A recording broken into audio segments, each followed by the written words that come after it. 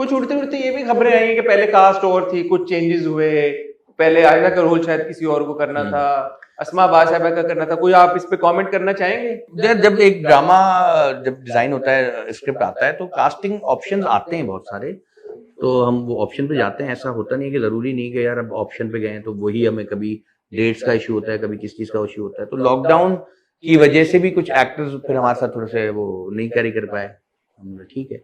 आप बताना चाहेंगे कौन है? किसका? कौन थे? पता ही है सबको, पता लग जाएगा कुछ दिनों क्या?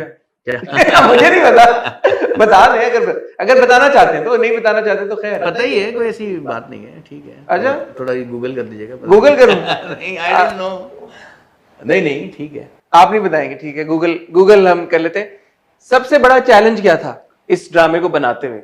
एक दिन आपने कहा होगा बस हो गई मेरी, ये नहीं हो सकता यार। सबसे मजेदार बात ये है हसन भाई, मैं सच बता रहा हूँ, मुझे ड्रामा बनाने में बहुत मजा आता है।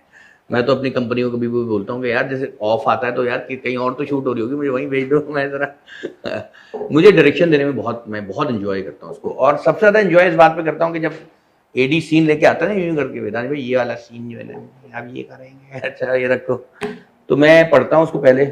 मतलब स्क्रिप्ट तो पढ़ा हुआ होता है पूरा, मुझे याद होता है, लेकिन सीन टू सीन की बात कर रहा हूँ। तो मैं पढ़ता हूँ, मैं कहता हूँ अच्छा ऐसे होगा, तो जी धन भाई कैसे करेंगे? मैंने बोला 5 मिनट बाद बताता हूँ। फिर मैं दोबारा सोचता हूँ कि नहीं यार इसको जरा डिफरेंट कैसे करें, फिर उसको डिफरेंट करने की कोशिश करता हूँ। तो मैं ड्रामे को बहुत ज्यादा एंजॉय करता हूँ शूट करना, तो इसलिए मुझे कभी भी एक दफा भी ये फील नहीं हुआ कि ये क्या है।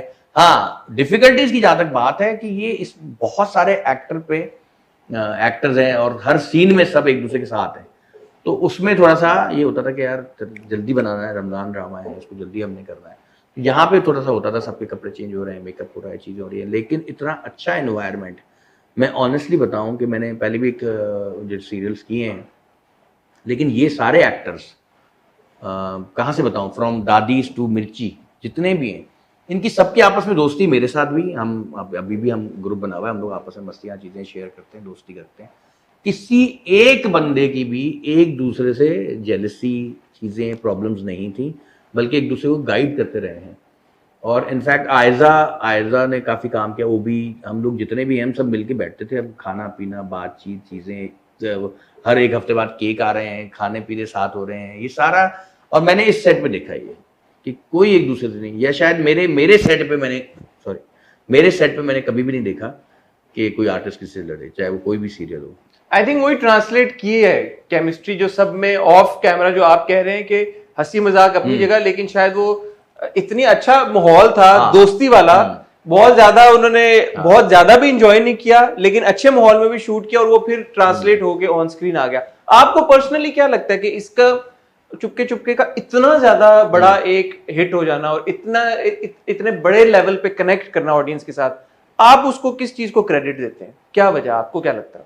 ये टीम एफर्ट है नंबर 1 कि एक तो ये कि हर बंदा, MD productions, Hum TV, actors, writer, director, AD, सब इन्वॉल्व थे इस ड्रामे में।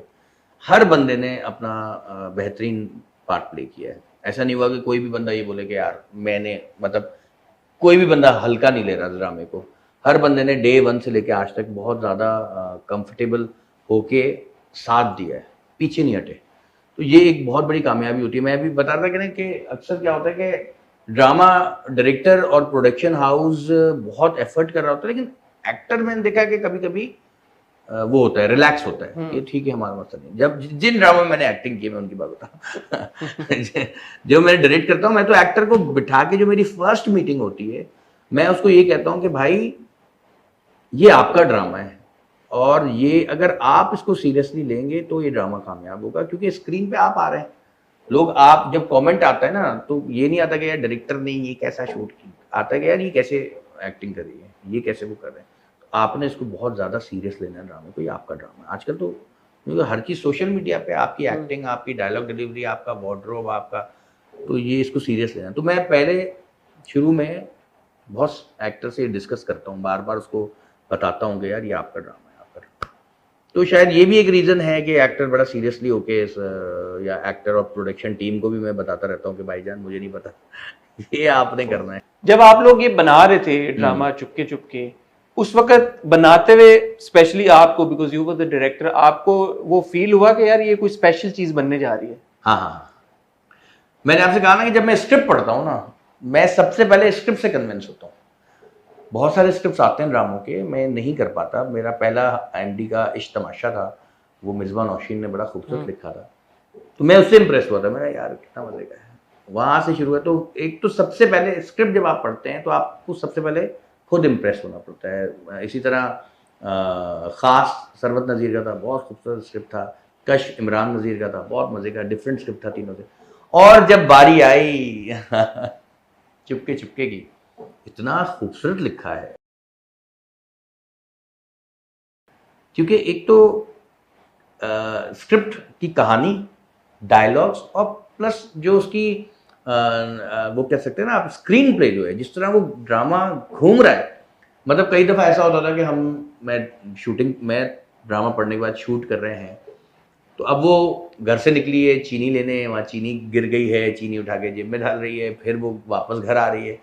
तो मैं कहता यार 1 मिनट रुक जाओ, मतलब ये ऐसे ही हो रहा है। फिर मैं कभी कभी आप स्क्रिप्ट फिर खोलते हैं कि हाँ यार ये ऐसे ही हो रहा है। तो इतना इंटरेस्टिंग है स्क्रिप्ट उनका कि वो करने में एक्चुअली बहुत मज़ा आता है। जब हम पढ़ रहे थे कि ड्रामे की जो अच्छा लगने का जो होता है ना, एक किसी भी चीज़ के अच्छे लगने का यही होता है ना कि आप उसको एक दफ़ा दिल लगा के कोई मूवी देख रहे हैं तो पूरी मूवी देख के उठते हैं आप।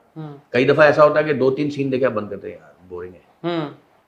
इसी तरह जब आप बुक पढ़ रहे होते हैं, नॉवल पढ़ रहे होते हैं, लोग 500 सफ़े के जो नॉवल है, किताब है, वो पढ़ लेते हैं एक ही दफ़ा में। तो इंटरेस्टिंग होता है, इसलिए पढ़ पाते हैं। तो स्क्रिप्ट साइमा अकरम चौधरी का बहुत ही इंटरेस्टिंग स्क्रिप्ट, पढ़ के मजा आया। कोई ऐसा कैरेक्टर है जो आपका फेवरेट कैरेक्टर है?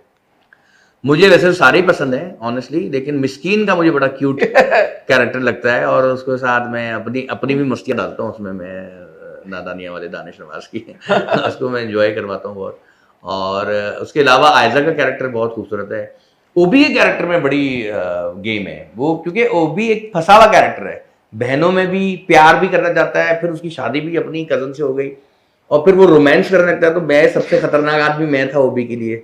मैं कहता ओ भाई इतना रोमांस नहीं करो, वो तो बचपन से जानती है। वो अचानक ये हो जाते ना यार वो जानती है, तो मजे का है रोमांस। तो ओबी के साथ मुझे काम करने में बड़ा मैंने एंजॉय किया, क्योंकि वो ओबी बहुत मेहनत करता है अपने स्क्रिप्ट पे, अपने काम पे, और ये कि आप उससे जितनी दफ़ा भी बोलेंगे वो तैयार है शूटिंग, उसको भी पसंद है शूटिंग करना।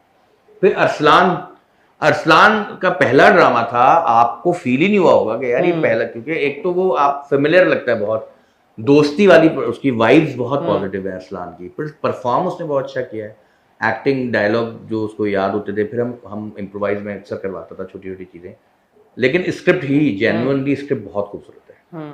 तो हम चीज़ें थोड़ी सी ऐड करते थे उसमें, तो और भी वो निखर जाता था। तो बहुत एंजॉय किया मैंने ये ड्रामा मैंने एंजॉय बहुत किया एक्चुअली। अच्छा दानिश भाई, एक कॉन्वर्सेशन ये भी है, मैं और आमना भी उस दिन डिस्कस कर रहे थे, रमजान ड्रामास, रमजान ट्रांसमिशन। ये जो रमजान ट्रांसमिशन या रमजान ड्रामा का कॉन्सेप्ट है, आपकी क्या टेक है इसके ऊपर? जैसे चुपके चुपके है, ये इतना जबरदस्त और मजे का ड्रामा है, why does it have to be a Ramzan drama only? ये रमजान से हटके अगर आता तो क्या उसमें कोई बुराई थी? आपका एज अ डायरेक्टर ऑल्सो जब आप देखते हैं इस कॉन्सेप्ट के ऊपर कि यार एक ड्रामा है वो रमजान के 30 दिन ही चलना है, आपका क्या टेक है इसके ऊपर? देखिए, मीठा जो है ना खाने के बाद जरा सा ही अच्छा लगता है। ये नहीं कर सकते आप कि यार सारा दिन आप खाने में मीठा ही खाते रहे।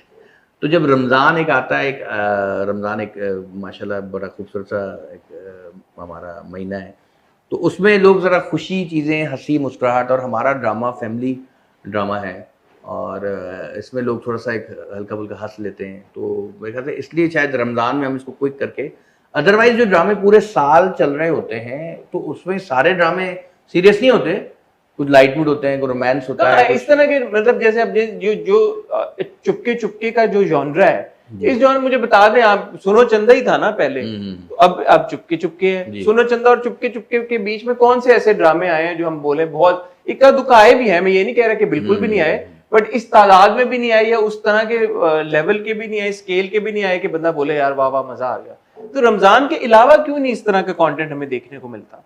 पूरे साल कॉमेडी करना थोड़ा मुश्किल है। आई थिंक कि कॉमेडी हमने अभी शुरू में भी डिस्कस किया कि बहुत मुश्किल है। एक एक्टिंग में कर रहा था ड्रामे में ना, तो वहाँ पे उन्होंने बोला दानी भाई आपने कॉमेडी छोड़ दी है बिल्कुल ये वो। मैंने बोला हाँ यार मैं सीरियस ड्रामा करता हूँ, डायरेक्शन वगैरह, एक्टिंग कभी कभी हल्की फुल्की कॉमेडी कर लेता हूँ। कह रहे हालांकि कॉमेडी बहुत सीरियस मुश्किल काम है। मैंने हाँ मुश्किल है। नहीं दानी भाई बहुत मुश्किल काम है कॉमेडी। मैंने हाँ मुश्किल है। दानी भाई बहुत नहीं मुश्किल है ना कॉमेडी। मैंने बोला भाई ये जो तू कर रहा है ये मुश्किल नहीं है वो दूसरे ड्रामे होते हैं जो मुश्किल होते हैं कॉमेडी।